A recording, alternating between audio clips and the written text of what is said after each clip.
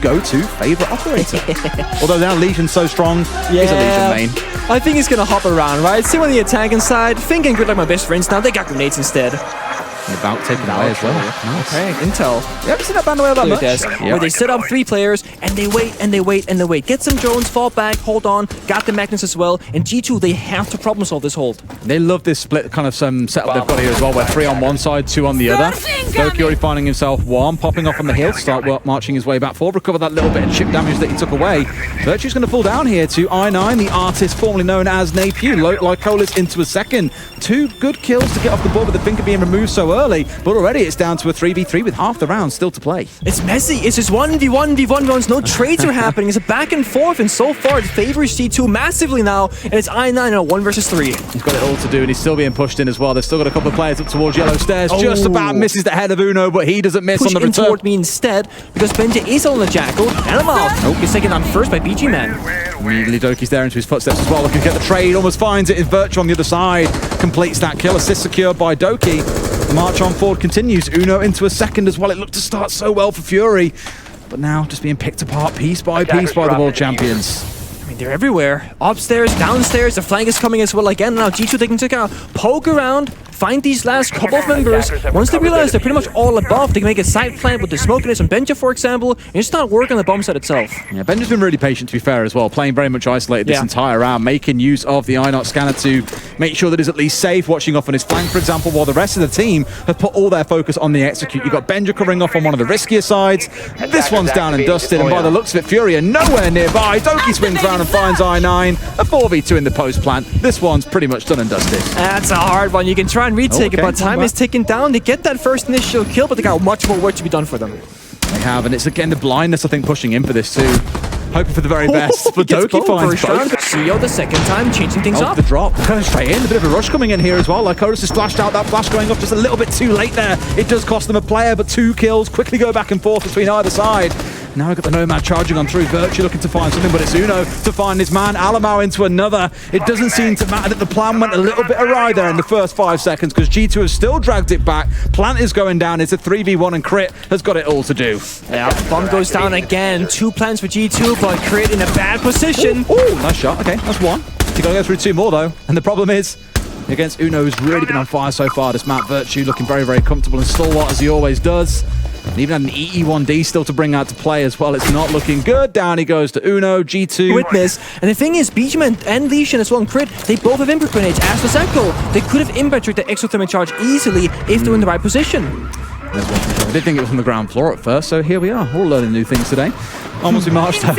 And with 2 minutes still to play, this is where I start to feel nervous for Fury. It looked like if maybe they managed to keep things locked up a little bit longer, it could have been better, but no ability to trek out the thermites, for example, coming on through. No ability to keep that wall closed, and now it's just about trying to win gunfights. And fair enough, the drones have been whittled down to just 3 left alive for the side of G2. They've got 1 fight back into the 4 versus 4. Not bad. Not guaranteed a win, but not bad. Oh, well, they keep falling by the wayside, so that's going to be bad for G2. We got Captain Jabs, Frostmans, etc. as well. So the one big saving grace for G2 right now is Alama on the first floor and Uno on the Oza. It's a way in towards the bomber side and vertical destruction to assist Uno as well. But Uno's got, as I say that's Fury's key to them this round. Play together, play for those crossfires, and just play the numbers, 4 versus 2. It's much better, and again, it's those 1v1s being forced. Like you say, play for the numbers, but even without them, they're still winning their 1v1s. And sure, you've got the vertical control at this point, but Fury have got no incentive to come chasing after you. Like, why try and look for the gunfights? They know that the diffuser's likely down outside. They know they're in a spot where really G2 have got to come to you, and you can just sit and wait for it. And Benja punished by being so late on getting that drone out. Alamau's by himself, may pick up a freebie here, but of course looks away just a couple of seconds before the man crosses the boundary. Unlucky. That would be one of those classic moments. So literally just check that angle, dude. Right now, they're in the setup phase right now. Yeah. Doki's doing the work right now with the Twitch drone sapping away, clearing agility. Really doesn't get the mirror, unfortunately. Would have been huge. They gotta rotate someone else and deal with that elsewhere, or could it be a grenade, for example? They have no throwable hard reach at least. Oh, well, one nade comes over, at least gets Dark onto his backside, but the payment coming back the other way. A little bit of interest being added. It's Doki completely finished off. 2 down now as well. I9, as you say, could be a little bit precarious here for the side of Fury. Just gotta hold on at this point, get these players back up if you can, and you could be in a good spot. But BG has fallen down. Alamau, C4'd out by Lycolis, and another quick couple of kills come in. I mean, Doki's in the right place here to try and force this engage. They know where he is. He can call in some help if he needs to, but he's also got a jump out coming in off to his right. I'm liking it from Fury. They're getting aggressive. They're forcing G2 to ask questions, and now Doki's in a very rough spot. He's got to win a 1v1 here if he wants to get out safely. No, you're right. They're playing proactive siege right now, playing to the, hey, that's a guy Spiral, jump out the window, make a play here. There's a minute and 20 seconds left, or 12 should I say. That's because Fury, they're actually applying pressure on the initial entry part of the map for the first time. There's the idea where the smoke is. It's the right sort of idea, but here we go. They've stacked up with 3 players marching on 4s. Lycolis gets the trade. Something we spoke about earlier on, wasn't seeing too much of here. It's starting to come online. Dark picking up Doki as well, looking good for the side of Fury. A 3v2. That damage at that range is effing ludicrous. Virtue down to about 10 HP. It's him and Uno against the world here. Still got a couple of impacts to play against. Another smoke canister coming out as well with only 40 seconds on the clock. Uno wish he had an 8 there. Just toss an 8 in on code, force smoke to move, but he just walks on in. Lycolis now. Whiff. Not like this. Whiff. Please not like this. Potentially fighting their way back in. It's a 2v2. They get at least one back. Dark starts things off. Virtue with nothing to his name. A slither of HP. Simply can't get it done. Monster can go off the shield and play with the shotgun, in this case, unfortunately for him. And you see this kind of stalemate. Fury, they're droning, they're double, triple checking, and it's all good in the world, but no! Okay. That should not be happening. I mean, why? That's I guess is the question is why is he so far forward? Exactly. He just needs to be inside a break at that point. They've got the hallway control. That's all they really need. Benja's got to make a play happen here to at least balance out these losses. He's looking for one, has the right sort of idea. Can't quite see his man. If he crouches enough, he might see him, but they've seen him first. Backs out for a second. C4 over the top. Easy killing towards Copy. Dark taken offline. That's a very important killer there. It slows down Fury again. It gives G2 a little bit of space to work with. And Benjamin and G2, they got a good read on with the whereabouts of these last attackers where they are on the map. The thing is, you look back at how G2 attacked this site, 3 on towards yellow and 2 in towards admin. They just had pressure from multiple sides, whereas from Fury, it feels like it's a small step forward, a little bit of a tickle on the south side, and everyone else is really held up inside of admin here, struggling to make too many inroads and make their march forward happen. They've got control at least now of the hallway, but there's only 40 seconds with which to play. That's not a lot of time to make this execute happen when Alamau can still stab you in the back. They can try. I mean, the plan goes down. G2, they're nowhere near this, but they gotta go for a flank and a retake. I mean, one's gone down. Don't tell me G2 have given this one away. It feels like maybe they have. This is unbelievable. Even with the hole, with the shield, they had everything to play behind. This round is slipping through their fingers. Virtue fires one for himself, hoping to find one through the soft wall, but simply can't make that happen. Rounding his way off towards the other site here as well. Ephemeria gadget activated, but now they're back outside the map. This is going to feel so precarious. And Virtue, I'm struggling to see how he makes this one work, really, Nick. That's tough. I mean, they had a Ephemeria gadget. They could have popped in the door, but they didn't. And now, I mean, do you swing the breeze? Do you stay back? He's got to take the firefight. Yeah, you got to jump out. But he's got to make the jump out happen. He's got to make it happen. You've got to go now or never, my friend. You've seen the leg. You know that it's there. You may as well pad your KD, mate. Come on, to go for the best. Not a chance. Right, could be a freebie waiting to happen. Just goes to the hatch, and there is no one there, but literally directly above his head sits another player, and he's going to start chewing his way through. Virtue's got himself into a place you wouldn't normally see players playing because it's so exposed to the window. Doki finding one for himself, and it's a good spot to be in as well because the pair of them can trade off together as they have been doing. Benja, he clears 2 up towards the yellow stairs, all too easy. And it's Dark, who, again, has had a good couple of rounds, but against 4 players of G2. I mean, nice try, Benja. I'll give you that, but there's more to do. And I don't imagine the Dark will have too much luck against 3. Oh, here's your bitch clutched him here, Dark. 1v3 with a clash in the ball, but he wanted to get past the first. It's Virtue getting that final kill for G2. But the number of times I've seen a team just open that up with like a Thermite, then march in with the Monty, for example. In this case, it could have been an Ossa.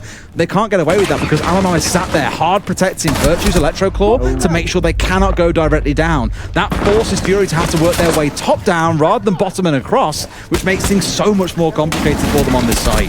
Poor Uno, but the support is there. Ben just saves him and gets a kill as well. It's good teamwork. He's gone spot hit to see the negs, tries to kneecap out Crit. A few shots being rifled on down. Crit puts below 50 HP, but still in and fighting. Virtue finding BG, man. G2, once again, starting to pull themselves ahead here, and Fury with a mountain to climb. And Uno's still alive, just sitting in a corner. He knows he can't move an inch. Like Cole lives with a flank, but the doors are barricaded. Very underappreciated, system in Siege. Hold F on the door, barricade it, and it works like a drone. They gotta shoot it or break it. It makes sound, it slows them down, and it's made sure that this flank doesn't go unnoticed from the side of G2. Again, largely unbothered. In fact, they managed to snake their way across here and behind now. Virtue's the one staring down his man. Uh-oh. They go from the door, just inside. He goes just inside as well. C4 getting to get rid of one, but not quite I9, who's now going to win the gunfight. He gets rid of one. Does he know that there's still another player into the left-hand side, though? I'm not too sure. It's him and Crit to try and save this round, but it feels like it might be too big an ask. I like the smoke in it here, stalling things out, really, making them say, hey guys, you got 30 seconds left, go elsewhere because I got toxic babes galore in my pockets. Second goes out as well, one more to spare. This is so rough. So rough. Smoke comes out as well to at least bridge the gap slightly. Alamar going to step his way around. I think bounces a bit too far. Crit goes down. I9. He's left against 4. Nothing really to do. Gets pushed through the smoke as well. Gets the trade. EE1D comes in. Players drop in and start their march forward. Straight into a Fenrir. No long angles being challenged by G2 initially. So safe entry into the building secure, but Blitz is down to half HP. A C4 comes out. Benja, I think he had double the number of explosive kills that anyone else had at the Six Invitational. It looks like he's carrying that on today. A great C4 kill to start things off. I mean, you rush with a Blitz and good back of an Alliance game. What do you get met with? Impact grenades, C4s being tossed out, you take so much damage, and you lose a member as well. It felt like a great initial entry, but it got stopped immediately. And G2, they just fell back. They didn't care about top floor because the bomb set's downstairs. And they're not going to complain, right? It's again that respect that maybe we saw lacking in a couple of rounds. They're showing it a lot more now. They understand and respect. There's a Blitz, there's a Lion. We should really be watching out for this one. Play for those safe explosive kills. Outside of that, drop back, let them work forward, let them play into the Fenrir, let them play into the Legion, for example. The C4s in the back pocket of the Mute still available. Still many tools to shut down this attack. And Fear a little bit lost now. I mean, they got the Blitz upright, still waiting for those Finke to go out for the heal, but they've been completely defenseless. They're just falling by the wayside because now G2, they retake top floor. Oh dear. That's rough. Losing the ground is one thing. Dying to it is a different one altogether.